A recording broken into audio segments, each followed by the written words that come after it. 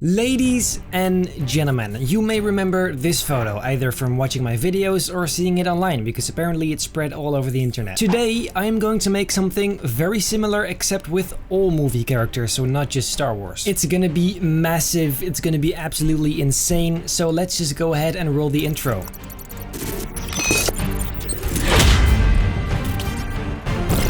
So as I said, last year I made this photo, which is definitely one of my favorites, and if you want to check out how I made this, definitely make sure to watch the video if you haven't seen it yet, because it is absolutely beautiful. I've been wanting to do this idea for a while now, the same thing except with just all kinds of movie characters, popular movies, iconic movies, anything really. I made quite a big list of a whole bunch of characters I thought we definitely needed, and then asked you guys if I missed any. Some of you had some pretty cool additions to my list, and I ended up with a list of 160 characters, roughly. Then I had a second list for the background elements like monsters and creatures and vehicles and really all kinds of stuff that's not characters but are really iconic for movies. And important to keep in mind, this is just movies, no TV shows, no series, just movies. I went ahead and collected photos of all these characters and elements and then cut them out, every single one of them. It was torture. But this meant I could finally start the editing process. Let me take you on this incredible journey, the ultimate movie character assembly. To kick this one off, I actually used the ground base plane from the Star Wars version. I want this to be a decent series and therefore I need to have some sort of composition template, if that makes sense. Then right away it was time to place down all the characters I collected. Everyone I imported I placed down either on the front row or somewhere above so I could move them later. There were a few I really wanted to be in first line, so this seemed the best way to do it. This actually took me so long, it's crazy, especially since I imported them all at once. They just kept and kept coming.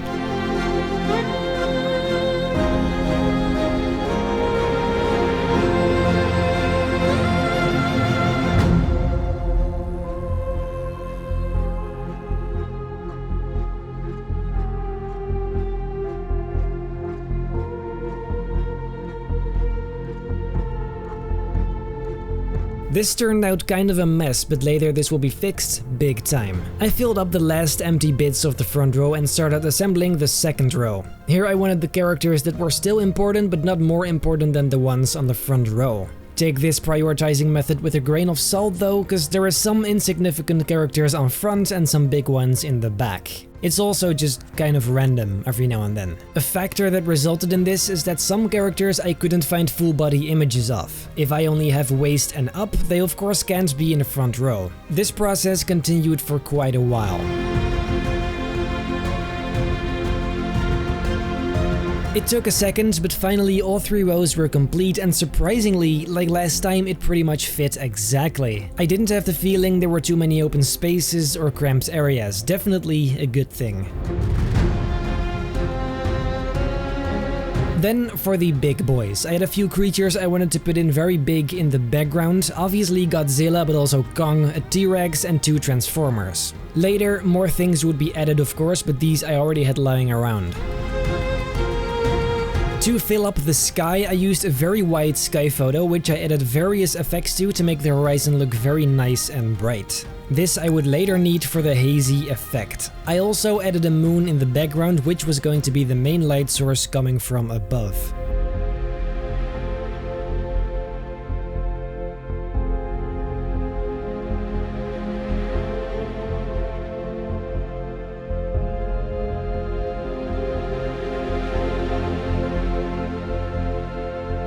With this basic idea of lighting, I could go and add some shadows to, well, quite literally every single character we have. And keep in mind, of course, this is never going to be perfect. All of these photos come from completely different places with their own sharpness, lighting, colors, etc. This is simply to make sure it looks like they're standing near each other instead of a bunch of cheap stickers on a piece of paper.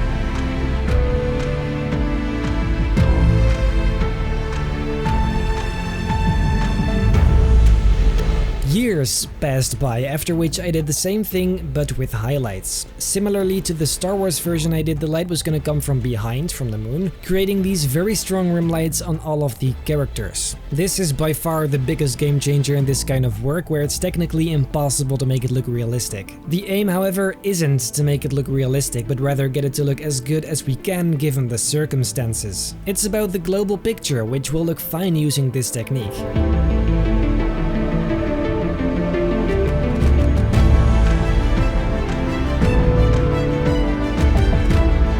After all 3 rows were complete, I started adding some atmospheric depth. Basically just haze, mist, dust, whatever you want to call it. This helps bring more depth and dimension to the whole thing.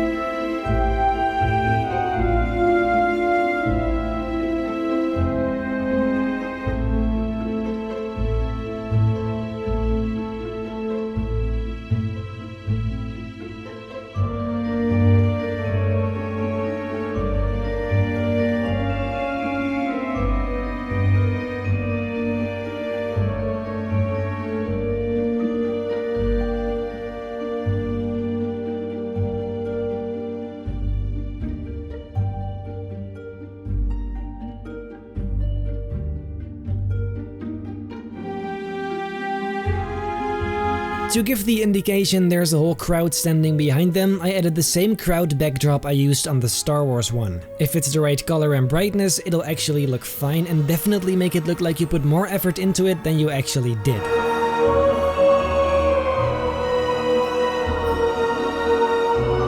More time passed and I started working on the bigger beasts in the background. It's basically the same thing, shadows, highlights, and color correction in general. I used countless different ways to do this, so it's hard to narrow it down to the core. Most of it is levels, exposure, and solid colors.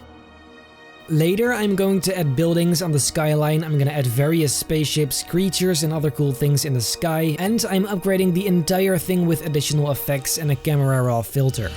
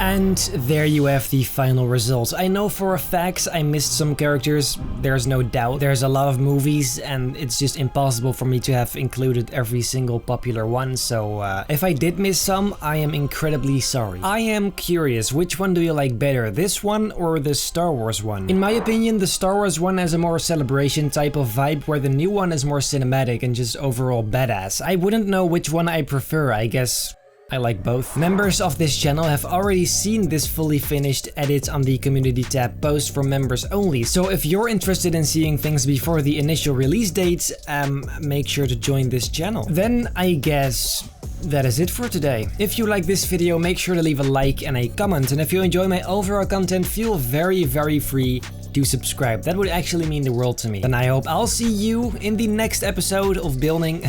Then I hope I'll see you in my next video.